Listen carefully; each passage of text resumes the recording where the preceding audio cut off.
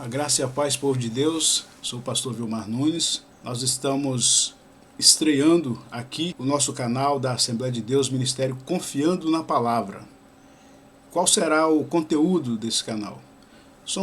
Serão análises sobre mensagens que o Senhor tem nos revelado diretamente do seu coração para nós, mediante a exposição da sua palavra, as Sagradas Escrituras, para o seu coração, você que precisa de uma palavra, você que crê que as Sagradas Escrituras, que a Bíblia Sagrada não só apenas contém este livro, mas é a palavra de Deus, para você se recomenda. E todos aqueles quanto amam a palavra, novos obreiros, jovens obreiros, irmãos, irmãs, independentemente da idade, independentemente do sua linha de pensamento teológico, ministerial, nós somos um ministério da corrente pentecostal. Assembleia de Deus, todo mundo sabe que é pentecostal mesmo. E nós estaremos aqui hoje começando a análise da primeira mensagem que o Senhor nos deu, que nós transmitimos em um dos nossos cultos, numa das nossas reuniões, para trazer para o seu coração, para compartilhar com você também, você que precisa de uma palavra neste dia. O tema, ou o título dessa primeira mensagem que o Senhor nos deu, eu vou estar passando para você agora, é Os Sinais e Maravilhas como Confirmação da Palavra. Os Sinais e Maravilhas como Confirmação da Palavra. O texto de introdução está no Evangelho segundo escreveu Lucas, capítulo 4, versos 31 ao 36. Eu estou usando aqui a versão revista corrigida, tem outras versões, mas essa é a mais popular, a que geralmente se usa mais. Para facilitar, se você quiser me acompanhar na leitura, aguarde um minutinho. Evangelho de Lucas, capítulo 4, versos 31 ao 36. O subtítulo aqui é A Cura de um Endemoniado em Cafarnaum. Bom, vamos ler então, né? E desceu a Cafarnaum, cidade da Galileia, e os ensinava nos sábados. E admiravam-se da sua doutrina, porque a sua palavra era com autoridade. E estava na sinagoga um homem que tinha um espírito de um demônio imundo, e este exclamou em alta voz, dizendo: que temos nós contigo, Jesus Nazareno? Vieste a destruir-nos? Bem sei quem és, o Santo de Deus. E Jesus respondeu, dizendo: Cala-te e sai dele.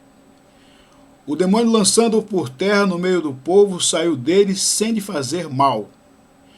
E veio espanto sobre todos, e falavam uns aos outros, dizendo: Que palavra é esta que até aos espíritos imundos manda com autoridade e poder, e eles saem? Senhor, muito obrigado por essa palavra que o Senhor traz aos nossos corações mais uma vez. Obrigado por essa oportunidade, obrigado por este privilégio de podermos estar compartilhando um pouquinho mais da Tua palavra. Abra o coração do Teu filho e da Tua filha, que sejam receptivos, que consigam entender, Senhor. Libera agora o coração, a mente dos Teus filhos e fala mais uma vez conosco em nome de Jesus. Amém. Então vamos lá. Nesse contexto aqui dessa passagem que nós acabamos de ler, nós percebemos que era um sábado e é costume dos judeus aos sábados guardar o Shabá para o dia que é sagrado na religião judaica, para a adoração, para a exposição da palavra nas sinagogas. E Jesus, na sua vida, não foi diferente. Por quê? Porque ele era um cidadão judeu e também era um rabino, era um mestre da lei. E como era um sábado, o que aconteceu? Ele desceu, quando ele estava na região de Cafarnaum, que foi onde ele mais exerceu o seu ministério, ele desceu, né, a cidade de Cafarnaum, a cidade da Galileia, na região de Cafarnaum, na cidade da Galileia, aquelas imediações, e ensinava nos sábados. E é interessante que antes que houvesse qualquer sinal, milagres ou maravilha, a primeira coisa que ele fazia era o quê? A exposição da palavra. Ele pregava. E pregação também é ensino. Na verdade, a pregação já é um ensino da palavra de Deus, né? Então, como confirmação daquela palavra, o que acontecia? Como sinal, ou sinais, curas, milagres, prodígios e maravilhas no ministério do nosso Senhor Jesus Cristo. E é basicamente sobre isso que eu gostaria de fazer esse breve comentário, essa breve exposição para o seu coração neste dia. Então vamos lá. Vamos primeiro aqui fazendo uma pergunta do que é uma pregação genuinamente pentecostal. O que é uma pregação genuinamente pentecostal? Será que obrigatoriamente ela deve ser acompanhada de movimentos, barulhos, gritarias e as divinas revelações, que também é um dos dons, né? A divina revelação é um dos dons. E eu já cansei de ouvir pessoas dizerem: eu vou em tal lugar, em tal ponto de pregação, em tal trabalho, assim, na casa do irmão fulano de tal, na casa da irmã tal, porque lá revela até identidade, CPF, revela o meu passado, meu presente, meu futuro. Será que esse tipo de pensamento está alinhado com a palavra de Deus? Qual era a prioridade do Senhor Jesus Cristo em seu ministério? Implantar na terra, em especial no coração das pessoas, o reino de Deus. Ele iniciou aqui, ele inaugurou o reino de Deus na terra, e que no seu governo será pleno no futuro. Então, a prioridade do ministério do Senhor Jesus Cristo era anunciar o reino de Deus até que ele venha, anunciar para que as pessoas se arrependessem dos seus pecados e crescem no Evangelho das Boas Novas. Então, primeiramente, esta era a prioridade do Senhor Jesus Cristo. Então vamos ver, vamos continuar olhando aqui. Será que deveria necessariamente haver toda aquela movimentação? E os irmãos sabem que existem movimentos que são estranhos, na verdade, né? Nem todo movimento é movimento provocado pelo Espírito Santo de Deus. Existem movimentos de emocionalismo, infelizmente continua existindo, movimentos malignos, estranhos, das forças contrárias, e o verdadeiro movimento do Espírito Santo, que é poder, maravilhas, né? Onde as pessoas realmente sentem a presença de Deus e ocorre verdadeiramente transformação de vidas. Então vamos lá. Em primeiro lugar, a pregação também não deve se constituir de sabedoria humana. É claro, irmãos, que nós precisamos ter intelecto, compreendermos a palavra de modo racional antes de qualquer coisa, para entendermos o que está sendo exposto, né? O que o pregador está dizendo, qual é a mensagem, qual é a aplicação, qual é o contexto. Isso se for uma boa mensagem exposta, né, transmitida. Então, mas nós entendemos também, biblicamente falando, que a pregação também ela não deve se constituir apenas de sabedoria humana. Vamos ver aqui 3 níveis, basicamente, existem outras possibilidades e extensões, mas vamos ver 3 níveis de inteligência.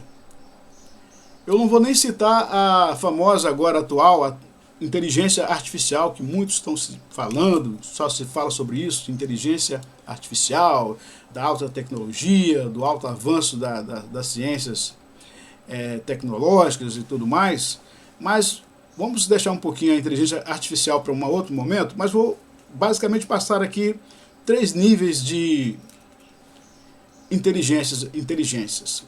Primeiro, existe a inteligência natural, que é aquela inteligência que nós já nascemos capacitados para desenvolvê-la, né? Como instinto, se desenvolve, né, na primeira, segunda infância, pré-adolescência, adolescência, fase adulta, e nós sempre estamos aprendendo. Sempre aprendemos, estamos sempre aprendendo alguma coisa. Então é uma capacidade que o Senhor nos dá, é como uma manifestação e um desenvolvimento de uma inteligência chamada inteligência natural. Tudo bem. Segundo, inteligência cultural. E a inteligência cultural, ela se desenvolve, né, desde os primeiros anos de escola, ensino infantil, fundamental, médio, técnico, superior, nas universidades, nas interações que fazemos com pessoas de outras culturas, e se desenvolve aí uma inteligência cultural. Terceiro, essa eu acho a mais importante, que é a inteligência espiritual. A inteligência espiritual. Essa inteligência, irmãos, essa capacitação, ela vem direto de Deus. Não se consegue o desenvolvimento ou esse dom que se torna até mesmo um dom em escolas, em universidades, em interações com pessoas ditas intelectuais, de alto QI e tudo mais. Não tem nada a ver. A inteligência espiritual só Deus pode conceder, porque Ele é a fonte de todo conhecimento, de toda sabedoria e de todo entendimento. Então, o que seria a inteligência espiritual? É a capacidade de discernir. É mais do que essa questão de ética, né?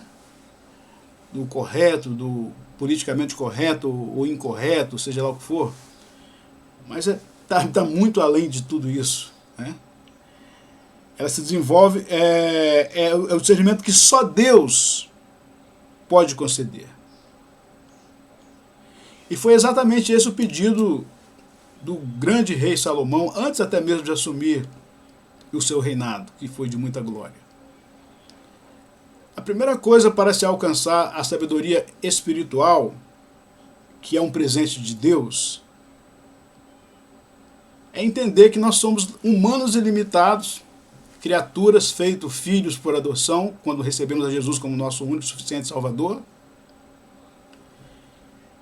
e que entender e temos a humildade de reconhecer que só Deus é que tem o domínio de tudo e de todo o conhecimento, conhece todas as coisas, sonda todas as coisas, reinos e tudo mais. Então, quando nós reconhecemos isso e pedimos com humildade verdadeira, nós podemos receber de Deus este presente que é a sabedoria espiritual. Então, vamos ver com relação a isso na primeira epístola de Paulo aos Coríntios. 1 aos Coríntios, se você quiser me acompanhar com a sua Bíblia.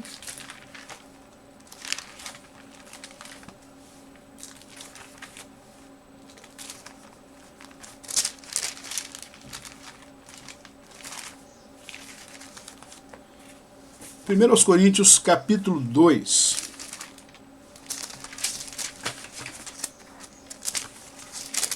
Aos Coríntios, capítulo 2, versículo 4. 1 aos Coríntios, capítulo 2, verso 4, diz assim, ó, Paulo defendendo o seu ministério, né, aos Coríntios. A minha palavra e a minha pregação não consistiram em palavras persuasivas de sabedoria humana, mas em demonstração do Espírito e de poder. Que maravilha, não é? Qual o Espírito, irmãos? O Espírito Santo de Deus, que nos capacita, que nos enche de graça, de sabedoria e poder. Paulo defende o seu ministério colocando essa realidade, expondo essa realidade aos coríntios, que alguns grupos na comunidade de Corintos tentaram colocar em dúvida o ministério do apóstolo Paulo, né? Então nós vemos aqui, basicamente, resumindo aqui o primeiro tópico aqui, que a pregação ela não deve se constituir de sabedoria humana. Coloquei aqui basicamente os 3 níveis de sabedoria, É óbvio que existem outros, principalmente agora que mais se fala, que é a artificial, mas muito mais do que isso, é recomendável ao servo, à serva de Deus, pedir do Senhor, buscar em Deus a sabedoria espiritual, que é a capacidade de também, né, que também é a capacidade de discernimento do mundo espiritual e do mundo físico. Vamos continuar então. Segundo tópico. A igreja deve continuar a obra que o Senhor Jesus começou na terra e obedecer a sua ordem. Nós vemos nessa passagem que nós lemos aqui de introdução que o Senhor estava sempre ensinando, né? As multidões o acompanhavam e ele estava sempre ensinando, sempre instruindo, sempre expondo as realidades do mundo espiritual, do reino de Deus, a qual ele estava inaugurando nessa terra, e sempre pregando, né? E então as pessoas elas admiravam-se da sua doutrina por ser considerado um galileu daquela região, conhecido como a Galileia dos Gentios, onde havia circulação de muitos comerciantes, muitas mercadorias, né? Um centro comercial, basicamente, e era discriminado por isso pelos ditos doutores da lei em Jerusalém, capital, né? E eles admiravam-se da sua doutrina, porque a sua palavra era com autoridade. Então a palavra ela deve ser também, está no verso 32 aqui do texto de Lucas, capítulo 4, a partir do 31. Então a palavra dele era com autoridade. A palavra deve ser com autoridade, com firmeza, vinda diretamente de Deus, por intermédio de nós como canais dele, né? E assim o Senhor Jesus se comportava. Então vamos lá, vamos continuar aqui. Como eu disse aqui no segundo tópico, a igreja ela deve continuar a obra que o Senhor Jesus começou na terra. Ele começou, os discípulos se tornaram apóstolos, que nada mais é do que missionários, e deram sequência à obra de evangelização dos povos. Primeiro Jerusalém, Judéia, como ele fala, ele está bem claro lá no começo do livro dos Atos dos Apóstolos, Samaria e até os confins da terra nos alcançou essa mensagem maravilhosa do Evangelho, a mensagem da cruz. Então vamos ver essa ordem que é tão conhecida também no Evangelho de Lucas. Evangelho de Lucas, finalzinho do Evangelho, né? Uma passagem bem conhecida. Melhor, vamos ler em Marcos.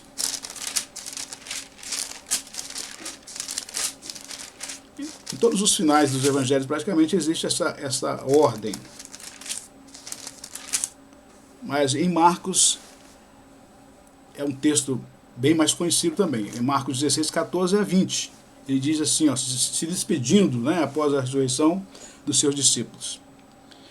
Finalmente apareceu aos 11, estando eles assentados juntamente, e lançou-lhes em rosto a sua incredulidade e dureza de coração, por não haverem crido no que o tinham visto já ressuscitado. E disse-lhes, ide por todo o mundo, pregai o evangelho a toda criatura. Quem crer e for batizado será salvo, mas quem não crer será condenado. E estes sinais seguirão aos que crerem em meu nome. Expulsarão demônios, falarão novas línguas. Pegarão nas serpentes, e se beberem alguma coisa mortífera, não lhes fará dano algum, e imporão as mãos sobre os enfermos e os curarão. Ora, o Senhor, depois de lhes ter falado, foi recebido no céu e assentou-se à direita de Deus. E eles, tendo partido, pregaram por todas as partes, cooperando com eles o Senhor e confirmando a palavra com os sinais que se seguiram. Observar aqui o detalhe, irmãos. A palavra, depois os sinais, né? Então vamos continuar aqui para a gente estar finalizando, resumindo daqui a pouquinho. Terceiro lugar, a prioridade na pregação é anunciar a salvação. Foi exatamente essa a mensagem dos profetas, depois a mensagem que anunciava o Messias, depois a mensagem de João Batista, que foi o último deles, que preparou, né? O precursor, aquele que preparou o caminho para o Messias Jesus, no deserto da Judéia. e depois a mensagem do próprio Jesus. Arrependei-vos e crede no Evangelho, pois já está perto, ou está perto, o reino de Deus. Então, anunciar a salvação, a vida eterna, e não apenas a bens materiais, né? E conquistas humanas. Porque está havendo um tipo de pregação hoje em dia, irmãos, em que se expõe muito, ou que se prioriza muito a questão da realização humana, das realizações materiais, realizações financeiras. Eu não estou aqui fazendo uma apologia à pobreza, à miséria, ao retrocesso, nada disso. As bênçãos estão realmente à nossa disposição, se crermos, receberemos, mas não vamos inverter aquilo que eu sempre estou dizendo nas nossas reuniões, não vamos inverter as prioridades.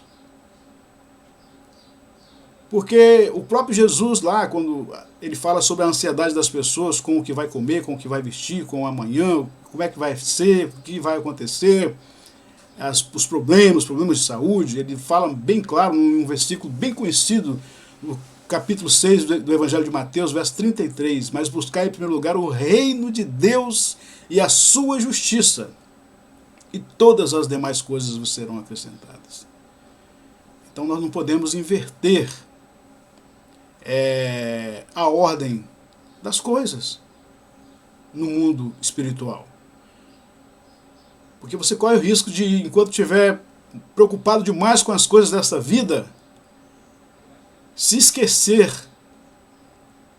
das coisas eternas, do porvir, da salvação da sua alma, em onde você passará a sua eternidade, por exemplo. Então não vamos ficar tão ansiosos assim com o dia de amanhã, porque basta cada dia o seu mal, como o próprio Senhor Jesus mesmo disse.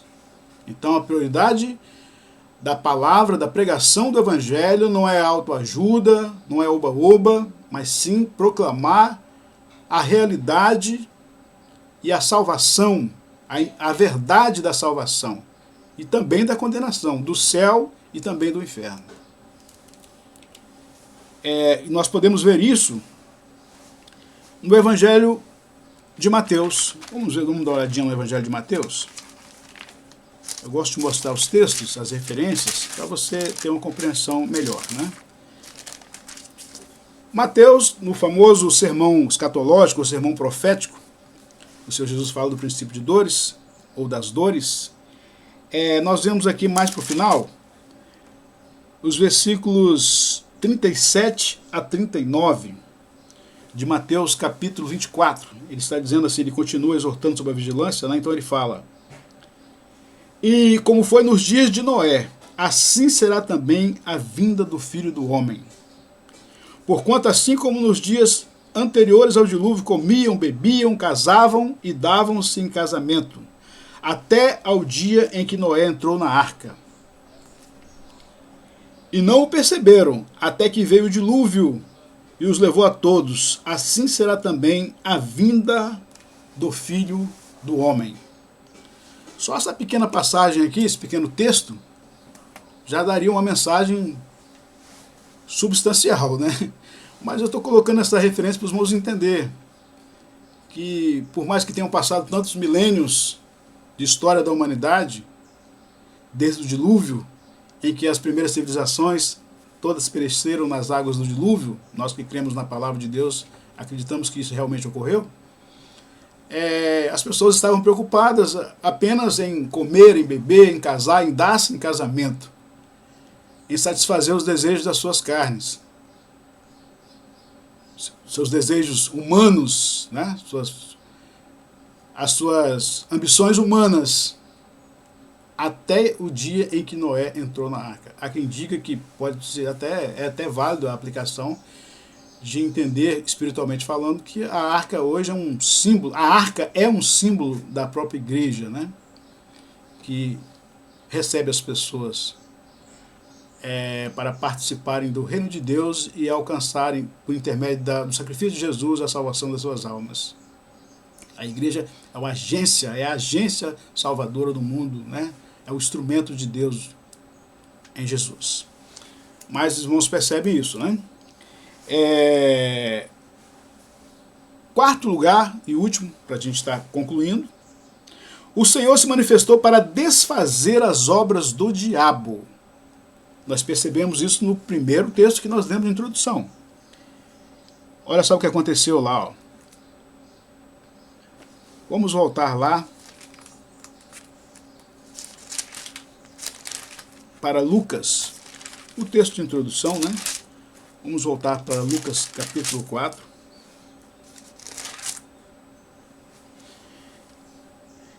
Veja bem o versículo 33. Estava na sinagoga um homem que tinha um espírito de um demônio imundo, e este exclamou em alta voz, dizendo: Ah, que temos nós contigo, Jesus Nazareno? Viestes a destruir-nos? Bem sei quem és, o Santo de Deus. Havia, irmãos, ali das entrelinhas, ali, uma astúcia, uma articulação infernal, até para tentar desmerecer o ministério do Senhor Jesus. Como se ele tivesse algum entendimento ou algum acordo com aqueles espíritos malignos, até para reconhecê-lo como o Santo de Deus. Não tinha nada disso. Porque eles, como seres espirituais que já são condenados, já haviam sido expulsos do céu, eles sabiam exatamente quem era Jesus. E qual era a missão dele. Por isso que eles se apavoraram ali no corpo daquele homem e clamaram dessa maneira como nós vemos aqui. Né? Ó, vieste a destruir-nos? Bem sei quem és, o Santo de Deus. E Jesus o repreendeu, dizendo: cala-te e sai dele. Então esse circo que as pessoas fazem, irmãos, em algumas denominações, principalmente neopentecostais, em ficar fazendo teatro com o demônio, entrevistando espíritos malignos, o que você vai fazer com ele? O que você vai fazer com ela? Isso é um espetáculo maligno. Isso não é de Deus, não, muito menos bíblico. Entendeu, irmãos? Isso são armações, são coisas montadas para atrair as pessoas, para fazer espetáculo mesmo, né? E Jesus estava muito longe disso. E o principal modelo de evangelista continua sendo homem de oração e obediência ao Pai, continua sendo o Mestre, o nosso Senhor e Salvador Jesus Cristo. Eu me lembro aqui que estou me lembrando aqui, na verdade, de uma referência bíblica, de uma passagem em que ele apenas pergunta quem eles são, no caso lá do endemoniado gadareno. E eles respondem, mas não houve ali um grande diálogo, não houve nada disso. Até porque a missão do Senhor era realmente libertar as pessoas, não ficar dialogando com demônios. Então o que aconteceu? E Jesus o repreendeu dizendo: cala-te e sai dele. E o demônio, lançando-o por terra no meio do povo, saiu dele sem lhe fazer mal. Graças a Deus. Então aquele homem recebeu uma libertação no dia de sábado, em que as autoridades judaicas, os rabinos, os fariseus, os escribas, eles estavam tão ligados a tradições religiosas e humanas que achavam que uma pessoa não poderia ser curada ou liberta em um dia de sábado. Eles valorizavam mais o sábado do que as pessoas, do que a libertação de uma pessoa. Né? Exatamente o oposto de Jesus. Então, ele nos concede o mesmo poder, o Senhor Jesus nos concede o mesmo poder, como o ministério dele foi rápido. Se não me engano, no Evangelho de João, ele diz que nós podemos ter maiores poderes ainda do que ele teve, porque ele resumiu o seu ministério, um breve ministério de 3 anos, alguns dizem 3 anos e meio, independente disso, cumpriu seu ministério, foi preso, crucificado, ressuscitou ao 3º dia, instruiu os discípulos por um período de 40 dias, retornou ao Pai, está sentado à sua destra, aguardando o seu momento certo para retornar. E nesse intervalo ele tem dado poder para a sua igreja para desfazer as obras do diabo. Veja bem, vamos lá para a primeira epístola de João, lá no final, primeira epístola de João, capítulo 3, versos 7 e 8. 1 de João, capítulo 3, versos 7 e 8. Filhinhos, ninguém vos engane.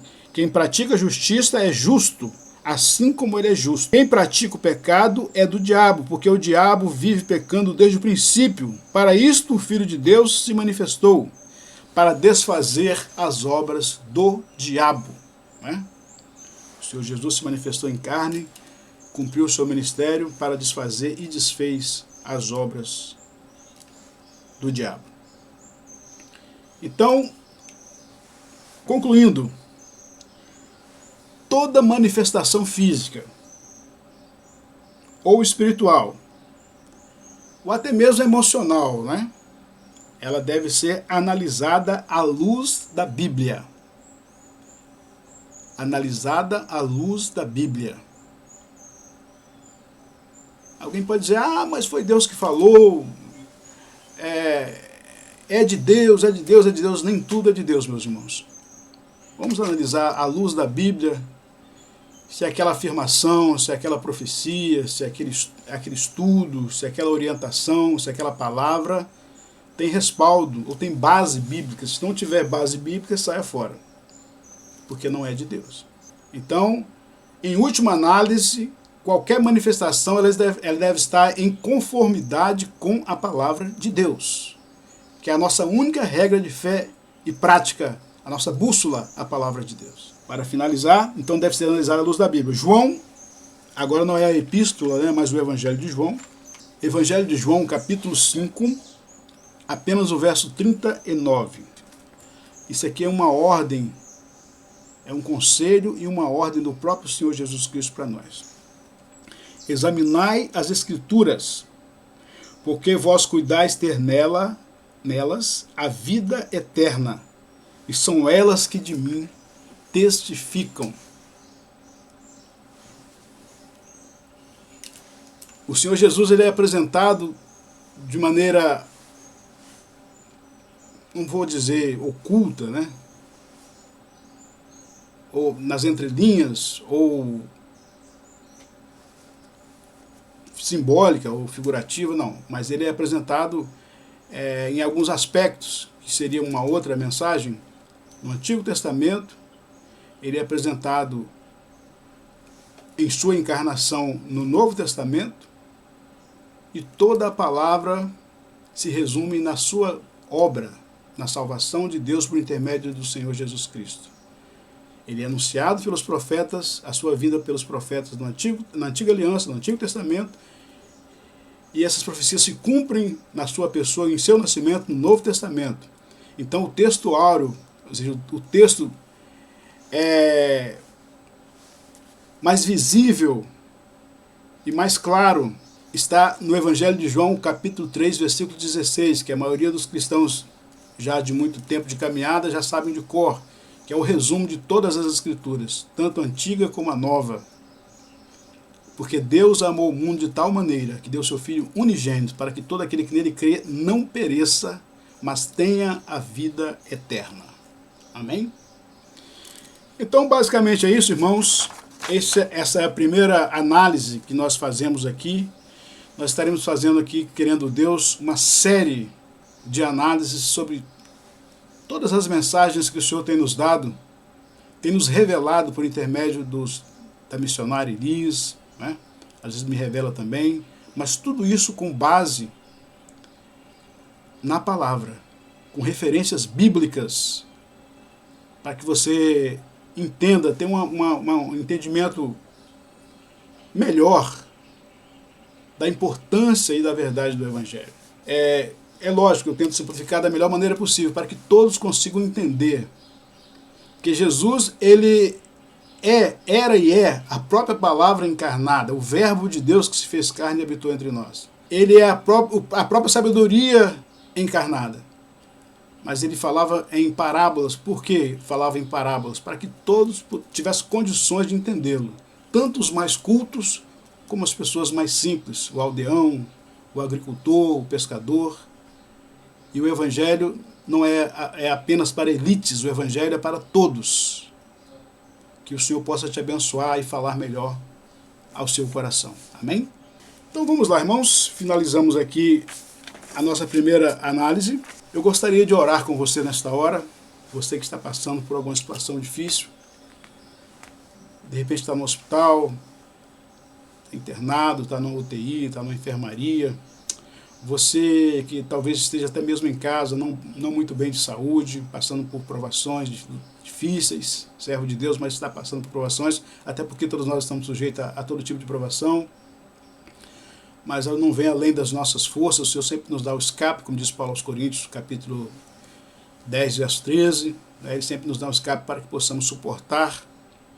Você que está passando por situações difíceis financeiras, emocionais, psicológicas, muita ansiedade, muita depressão, insônia, preocupação, angústia, desespero, o Senhor tem uma solução para você. Se você me acompanhou até aqui, ouviu esta palavra, deu crédito a essa palavra, o Senhor tem uma bênção para você, tem uma cura, tem uma transformação, tem uma mudança de mente para você, tem uma transformação para você e para a sua família, se você crer.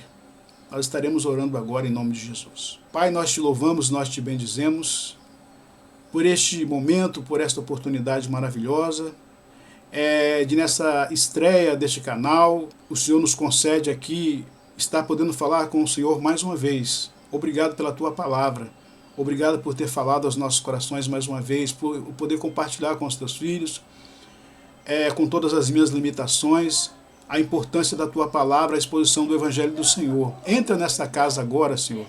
Entra nesse lar agora, nesse quarto de hospital, nesse quarto dessa casa, nesse apartamento, levando cura, levando libertação, levando, meu Senhor, a transformação, meu Deus, que só o Senhor pode realizar. Toca no coração da tua filha, do teu filho agora, esse irmão, essa irmã que está afastada dos teus caminhos há muito tempo, que está sem força para retornar, não tem força mais para orar, não tem força mais para apresentar um jejum ao Senhor, um propósito com o Senhor. Entra agora meu Deus, com o livramento, entra com a bênção, entra com a libertação, com a salvação para esta vida, para esta casa, para esta família. É o que nós pedimos e cremos, acreditando mais uma vez, em nome de Jesus. Amém. Amém, queridos. Quero apenas deixar um convite para você. A nossa igreja, o nosso ministério está aqui na região de Vila Velha, Espírito Santo, mais especificamente na região 5, no bairro Barra Mares, Rua Ouro Preto, 528, Igreja Assembleia de Deus, Confiando na Palavra.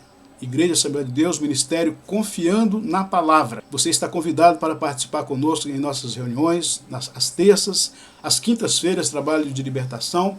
Aos domingos temos pela manhã consagração a partir das 8 horas e escola bíblica dominical até as 10 da manhã. E à noite os grandes cultos de louvor, adoração, culto da família. Você está convidado, juntamente com a sua família, para estarem conosco ali, para juntos nós prestarmos um culto de louvor ao Senhor, sermos renovados, recebermos uma vitória do Senhor, cultuarmos a Deus, que é o entendimento real de um culto é apresentar uma adoração ao Senhor, ações de graça da nossa parte, a nossa família adorando a Deus e recebendo dele uma vitória, uma bondade, as suas misericórdias, que são a causa de nós não sermos consumidos. Você e sua família estão convidados.